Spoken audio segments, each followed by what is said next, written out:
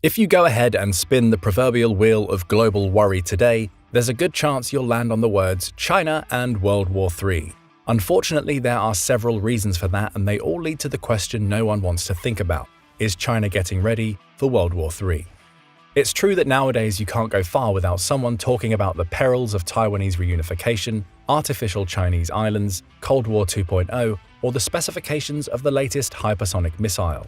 Add to that the increasing frequency of Chinese incursions into Taiwanese airspace, Japan's recent decision to purchase hundreds of new weapons for its own defense, like these American-made Tomahawk missiles, and closer military cooperation between the US and Australia, and we are starting to see the signs of another global conflict on the horizon, one that is likely to begin somewhere in the Indo-Pacific. It all adds up to another doomsday scenario waiting in the wings, and some believe it could take place as early as 2024. Does China have a World War III plan in place, and if so, what does it look like? China's rise over the past few decades seems to indicate that the worrisome and likely answer to the first question is yes, and here's why.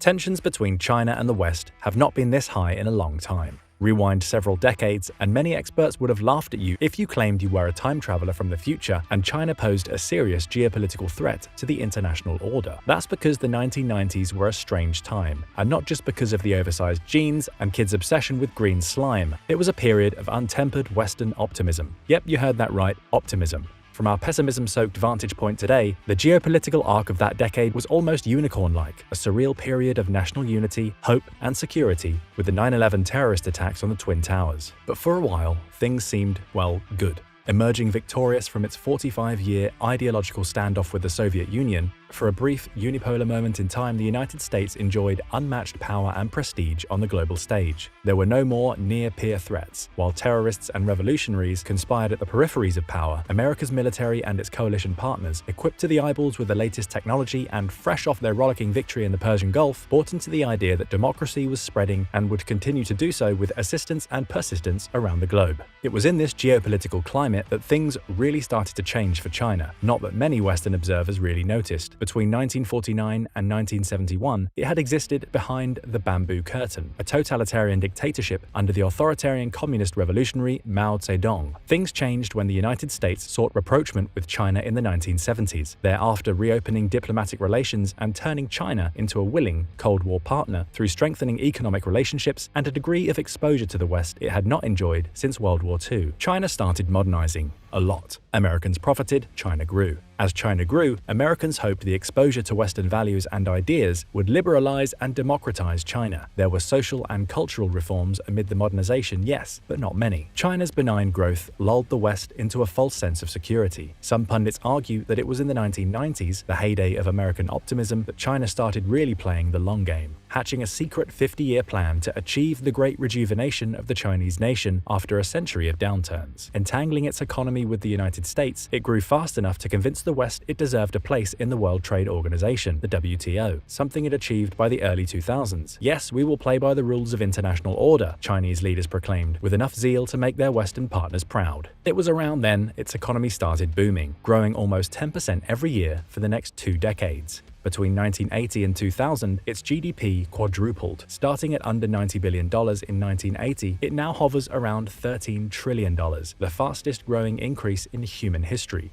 Hundreds of millions of Chinese residents were lifted out of poverty as the country's economic potential skyrocketed. As globalization continued and China received hundreds of billions of dollars of global investment, it established a trade footprint to rival much of the rest of the world, providing cheap labor that built most of the products now adorning your home, while becoming competitive in cutting-edge cyber, space, and technology sectors. It has long since become East Asia's economic titan par excellence. It thrived under the auspices of global capitalism. It took on some of the trappings of the West, especially in its business and trade practices, but it never really democratized. To this day, it maintains its communist, centralized authoritarian regime under the singular vision of its latest ruler, Xi Jinping. And Xi has a vision, all right. Having covertly flourished under the umbrella of American power for several decades, China is now preparing the next phase of its grand strategy to catapult itself into the realm of peerless global hegemon, one that can impose itself in its Indo-Pacific neighborhood at will while projecting enough global influence to shape the rules-based international order in its own image. It's taken them 14 5-year plans to get to that point, but they finally arrived. Now China wants to build a community of common destiny, essentially a nice way of saying it wants to coercively achieve what it views the US doing all over the world, leading international organizations, becoming a political and economic model for developing countries, being able to project world-class military power all across the globe, all while leveraging its trade relationships, allies, and partners to achieve its interests, aka replace the United States as the world's leading state. They chose 2049 for the date to achieve all of this, the centenary of the founding of the People's Republic of China, PRC. But each successive milestone for modernization has amped up the tension between China and the West. National security insiders have been sounding alarm bells for a decade now, but only recently have things started to get real. Over the past 3 decades, China has spent its way to military might. In 2019, it was spending more than South Korea, Japan, India, Russia, and Taiwan combined, accounting for over half of Asian GDP and half of all Asian military expenditures. China didn't have to just outspend their competition, however. Over the past decade, a growing number of Western defense officials have started kicking themselves for not realizing the pitfalls of economic interdependence with China. It's been no secret that for decades, Chinese spies have been stealing valuable intellectual property, including US military secrets. Just look at their latest stealth fighter, the J-20.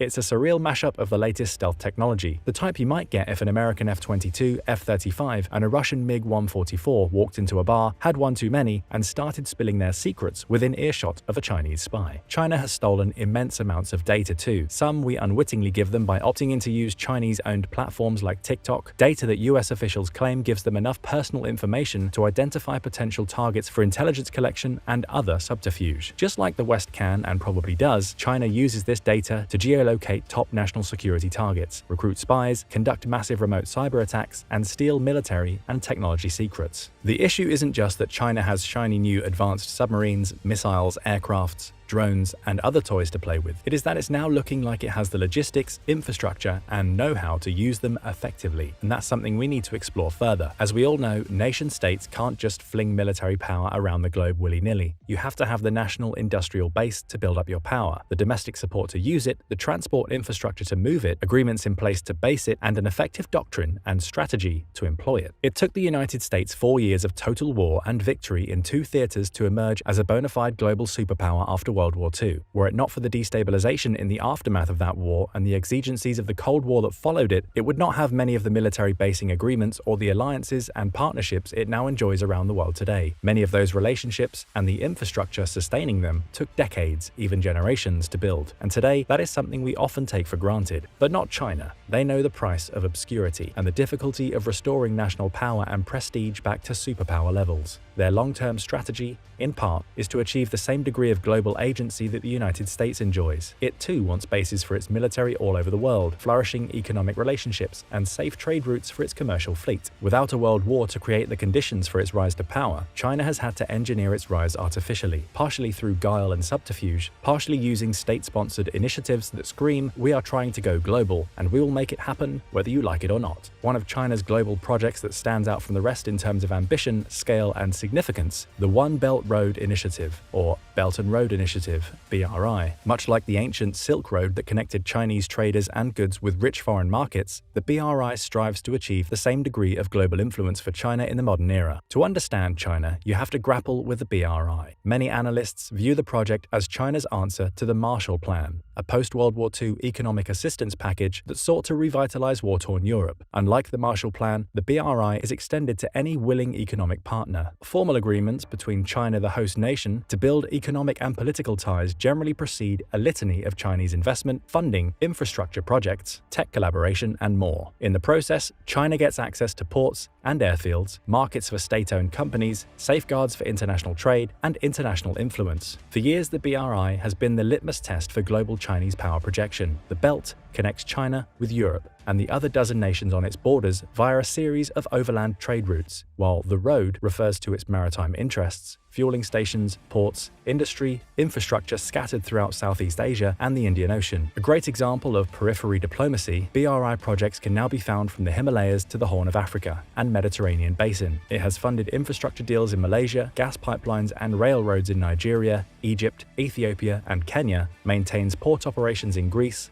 projects in Sri Lanka and has other projects in the works. The West has viewed the BRI warily. Some criticize China's debt trap diplomacy, a tactic of luring economically vulnerable states into taking out Chinese loans and then jacking up the rates to unpayable levels as a form of coercion over the government in question. Others fear China's growing telecommunications and economic influence over Europe and the global South, but there still hasn't been a really unified response, and China continues to shovel money into its initiative, with another $124 billion pledged in 2017.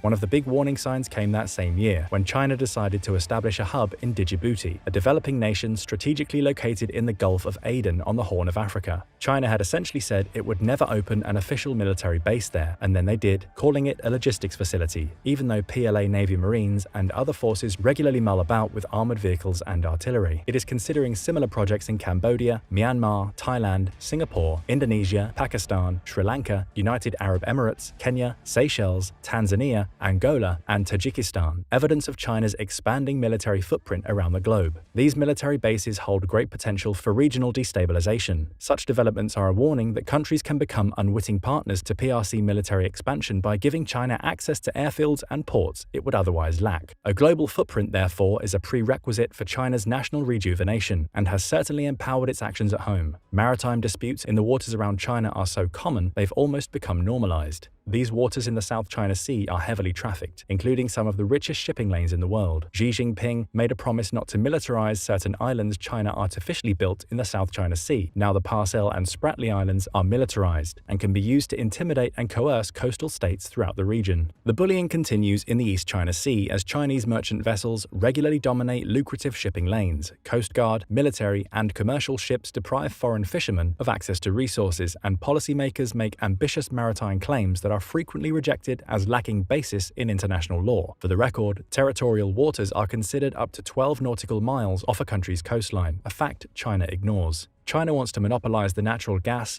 oil, and hydrocarbon reserves it feels it has a claim to, even hundreds of miles away. A lot of the tension arises near the Senkaku Islands, a group of uninhabited islands that in 1971 reverted back to Japanese administrative control under the Okinawa Reversion Agreement. Over these seas, China has set out to create air defense identification zones, increasing its operational reach even further. Taken together, China's economic and cultural influence combined with its renewed military strength add up into a scary equation for Beijing's neighbors. There have also been regular border conflicts on the China-India frontier since a PRC-instigated clash in 2020 left dozens dead. India claims China has the onus to withdraw. They haven't. South Korea is worried about North Korea, China's only major Asian ally, doing something stupid. Even Japan, those guys who were so committed to pacifism after World War II that they called their military a self-defense force, are now so alarmed they're arming themselves with hundreds of Tomahawk missiles, writing counter-strike capabilities into their fighting doctrine, and conducting joint military exercises with American and Australian forces, an image that surely would have made our grandparents both proud and perplexed. And nobody should be more scared than Taiwan. The small independent island nation will almost undoubtedly be ground zero in any World War III scenario with China. Here's why. China is bent on reuniting Taiwan with mainland China. The spat goes back to World War II, when nationalist rebels fled to the island and created a vibrant democratic society, one China refuses to acknowledge or respect. Ever since, China has wanted Taiwan back more than a prepubescent teen who accidentally traded their holographic first edition Charizard for a bag of potato chips. And this is a problem, since the United States has all but formally pledged to intervene and protect Taiwan in the event China decides to invade. And boy, has it probably thought about it. In August 2022, the China State Council produced a white paper whose table of contents made China's position on the issue explicitly clear. Chapter 1. Taiwan is part of China. This is an indisputable fact. Chapter 2. Resolute efforts of the CCP to realize China's complete reunification. Chapter 3. China's complete reunification is a process that cannot be halted. Chapter 4. National reunification in a new era. Chapter 5. Bright prospects for a peaceful reunification.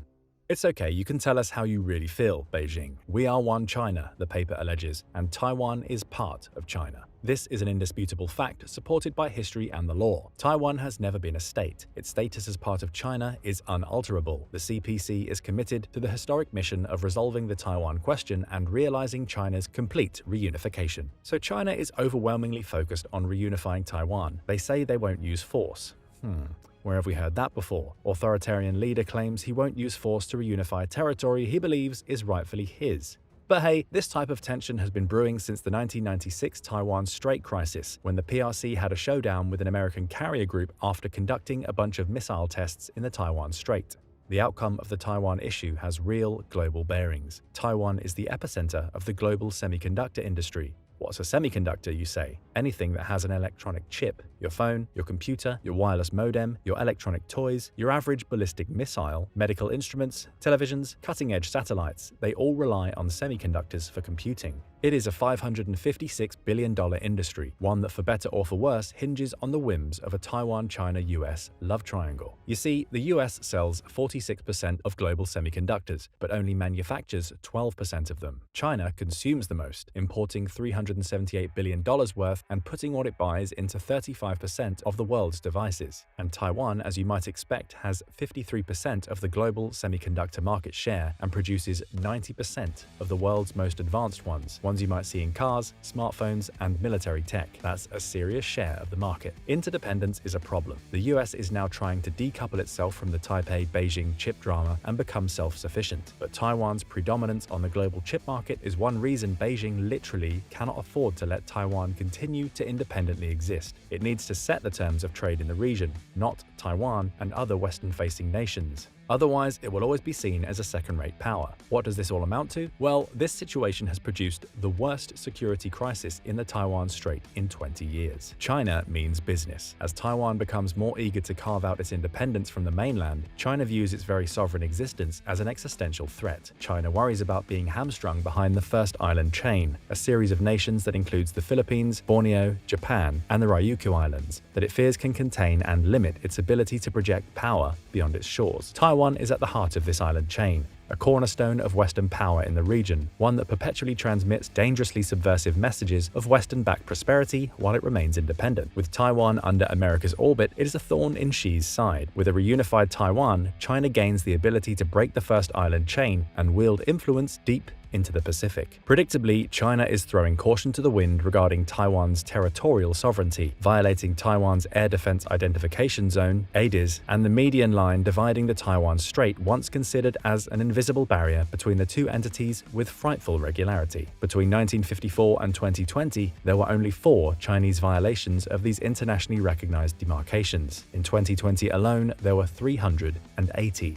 There were more than double that number the following year with 969 incursions. The biggest came on October 4th, 2021, a day that saw 56 aircraft enter Taiwan's air defense zone, unironically coinciding with China's National Day of celebration. By May of this year, there had been a 50% increase in the number of incursions over the same span in 2021. Partially to send a supportive signal in response, the US conducted a series of high-profile political visits to the island. China didn't buy it. To them, the visits were needlessly escalatory. They responded with more overflights, setting a new record for monthly sorties. Since the summer, the PLA Air Force, PLAF, has flown over 1,000 sorties near Taiwan, 40% of them in the ADIZ or over the median line. Today, it is coming into Taiwanese airspace on a near-daily basis, ramping up its intimidation efforts around Taiwan in other ways too, from anti-submarine warfare, drone reconnaissance, and cyber attacks to the growth of its naval and missile presence in the region. China's end goal is clear. Taiwan has voiced alarm and concern over the near-constant encirclement drills, labeling them as escalatory, equivalent of a sea and air blockade of the island. If these are, in fact, dress rehearsals for a full-scale invasion, China will continue to ramp up the pressure as the time goes on. The on-ramp to war, then, is there, and it's volatile. Some pundits compare the existing slate of geopolitical relationships in the Indo-Pacific to the entangled alliance systems in Europe on the eve of World War I.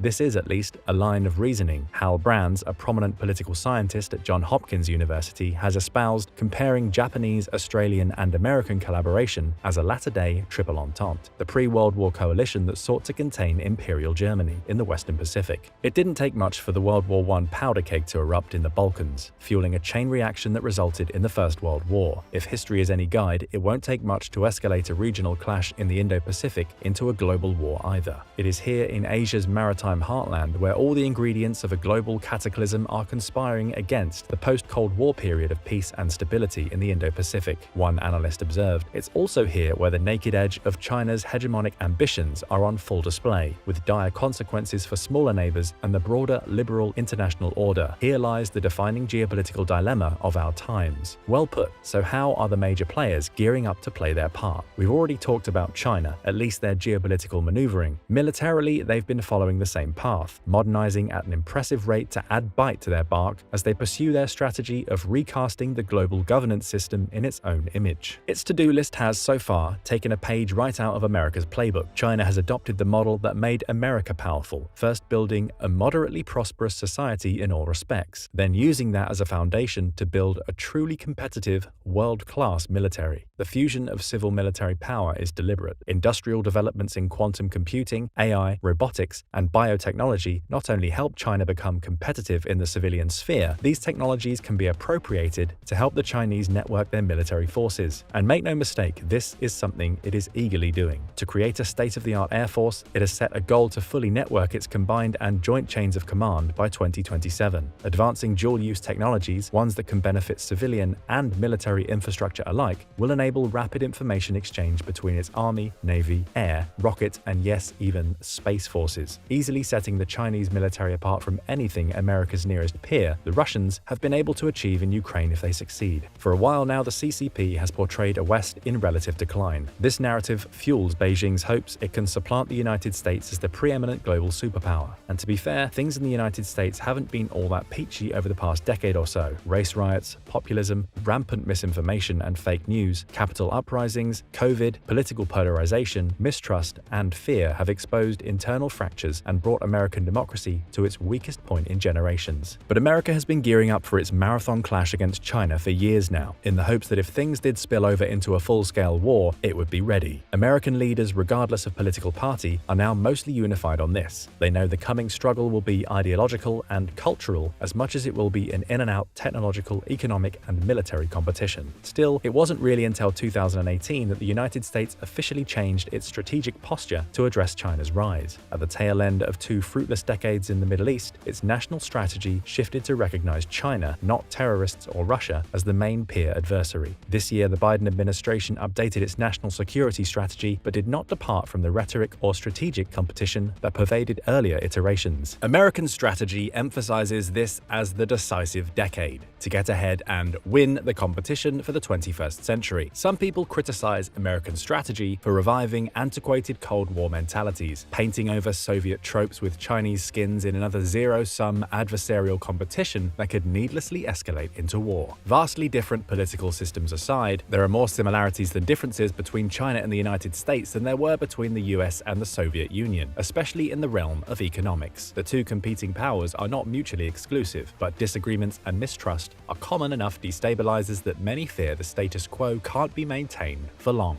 China is aware that it still cannot compete with the United States in many areas. The United States Navy, for instance, though technically smaller than the Chinese Navy, continues to patrol strategic waterways in the Indo-Pacific, ensuring vital sea lanes remain open for free and flourishing international trade. American carrier groups have bases throughout the first island chain. American submarines and aircraft tend to be more robust, possessing longer range and better stealth technology than their Chinese counterparts. Chinese jet engines are not as advanced as American ones. Its military suffers quality control issues with its imbalanced admixture of antiquated and modern military systems and vehicles. Its logistics and transport capabilities lag far behind their globe-trotting American adversary. And above all, the Chinese lack concrete fighting experience, having fought and lost their last major operation in Vietnam in 1979. Experience the United States coming off its own unfortunate Middle Eastern odyssey nevertheless has in spades. But the PLA's military strategy is catered to overcome these shortcomings. In a World War III scenario, especially one involving Taiwan, the United States, its allies and partners, namely Japan, South Korea, Singapore, the Philippines, and possibly India, would have to operate in China's neck of the woods at the tail end of an incredibly long logistics network. The United States' geographic location makes it reliant on small overseas bases. facilities,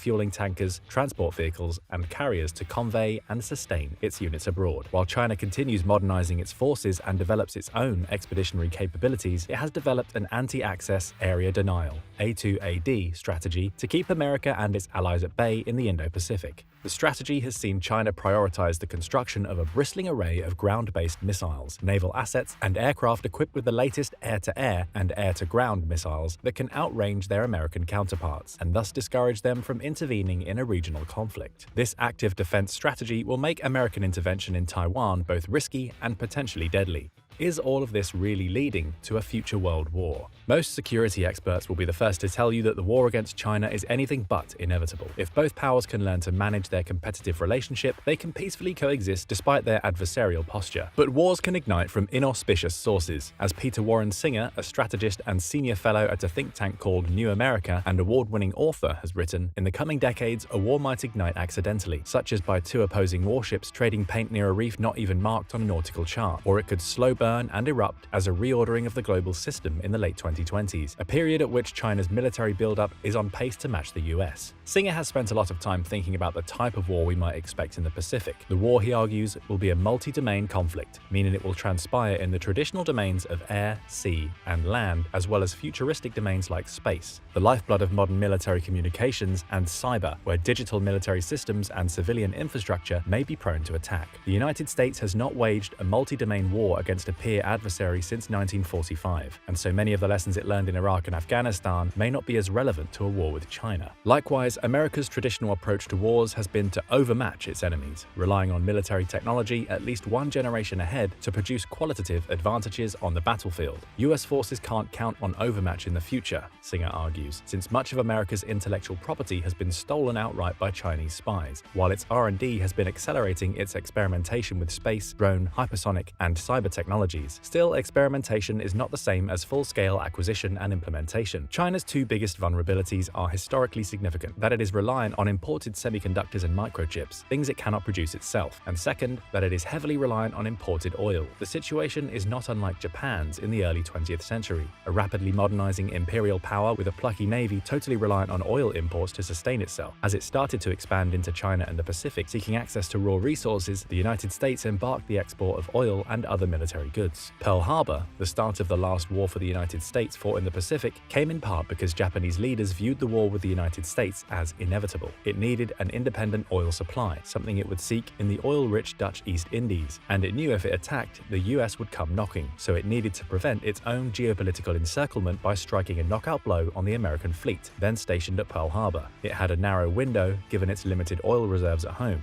and so they attacked. Some say another Pearl Harbor is brewing, this time with Taiwan at the epicenter. Reunifying the island by force will give China access to the semiconductors it needs, but it would have to ensure that the United States could not meaningfully intervene. Toshi Yoshihara, a China expert who works at the Center for Strategic and Budgetary Assessment, has warned that the PLA's views on a Pacific conflict are consistent with Pearl Harbor, and that they are predisposed to delivering a decisive first blow against US deployed forces in the Western Pacific, particularly those in Japan. Chinese doctrine indeed emphasizes surprise at the outset of war, all part of a counter-intervention strategy to keep the Beijing, Tianjin, Shanghai, Nanjing, Guangzhou, Shenzhen corridor open. Its precision strike arsenal, primarily made up of DF-21C missiles, are capable of hitting any target on the entire Japanese archipelago, while its DF-26 missiles can fire conventional and nuclear warheads almost 4,000 kilometers, far enough to strike the strategic US base at Guam. In all likelihood, if it were to spring an amphibious invasion of Taiwan, China's tactic would be to saturate America's roving carrier groups and their escorts with waves of ballistic anti-ship missiles, overcome their defenses, and send billions of dollars of valuable equipment to the bottom of the ocean before it can be brought to bear. This would help overcome the early gulf in military shipping, aircraft, and tonnage between the two sides. They would then target vulnerable American sensor aircraft, refueling tankers, and cargo ships to curtail America's ability to get close to Chinese territory. The United States has far more battle force missiles than the Chinese, meaning the total number of missiles capable of being fired in combat before resupply, but the Chinese do have enough to saturate and destroy 3 American carrier groups simultaneously, potentially turning the American naval forces in the Pacific into a moot point before a war begins. There is even evidence that they have been practicing such preemptive strikes in the Gobi Desert in western China. Such a move might be good in the short term, but short-term tactical victories do not win wars. China would then have to contend with the galvanization of American morale, the mobilization of its entire economy for war, and the possibility of intervention from many of its regional and global partners, one of whom is Japan, the world's third largest economy with a powerful navy of its own. If China went to war, it would be anything but subtle. For an operation that big in the 21st century, it's almost impossible to achieve the element of surprise. Observers would see a flurry of activity in China's eastern and southern theater commands opposite Taiwan for weeks and even months prior to invasion. Ports of embarkation, airfields, field hospitals, and mobile command posts buzzing, units deploying with oil and gas pipelines, transport ships loading, commercial ships looking to provoke and escalate. The forces far from Taiwan would be placed on high alert. National mobilization efforts would increase, and the military would begin commandeering civilian vessels, ferries, aircrafts, trucks, and trains. China would have to surge its production of ballistic long-range missiles and cruise missiles for a massive anti-air, anti-ship, air-to-air, and beach bombardment. It would need to achieve a degree of economic self-sufficiency in anticipation for the sanctions that would undoubtedly be implemented. It would be a lot like what we saw in Ukraine with Russian forces massing on the border, not unlike a classic game of Risk. You mass on your enemy's border, you claim you come in peace, you are only there to defend yourself, you claim. Meanwhile, battle plans are circulating, and you are one move away from starting World War III. What's next? Unlike the Japanese at Pearl Harbor, who failed to authorize a third strike to neutralize the American carrier and submarine fleet, the Chinese would have to find a way to continually pressure the Americans in the Pacific to deter further intervention. Making it so prohibitively costly, its morale and will to assist Taiwan would crumble. An invasion of Taiwan would be tantamount to Germany's invasion of the Rhineland in 1936. Unless the West is willing to stand up and deter Chinese aggression from the start, an invasion could spark emergency rearmament programs, mass mobilization, and quickly escalate into a global war. Xi and the CCP are no fools, however. They know it would be a Rubicon moment if they were to invade Taiwan, something they could never walk back from. They will have been watching Putin's adventure in Ukraine with great interest, observing firsthand how aggressive regional land grabs can spiral into an out-and-out, no-holds-barred contest against deceptively capable nations with Western backing. They know if they act, they will immediately forfeit their national image abroad and become international pariahs. In the end, China will have to figure out what ultimate victory would look like, and if it will be worth the price of an all-out war. The ball is already in their court. Reunifying Taiwan by force is a massive obstacle. Overturning an entire global order is even harder by an order of magnitude. Could China do it? Is war really inevitable? Let us know in the comments, and don't forget to subscribe for more military analysis from military experts.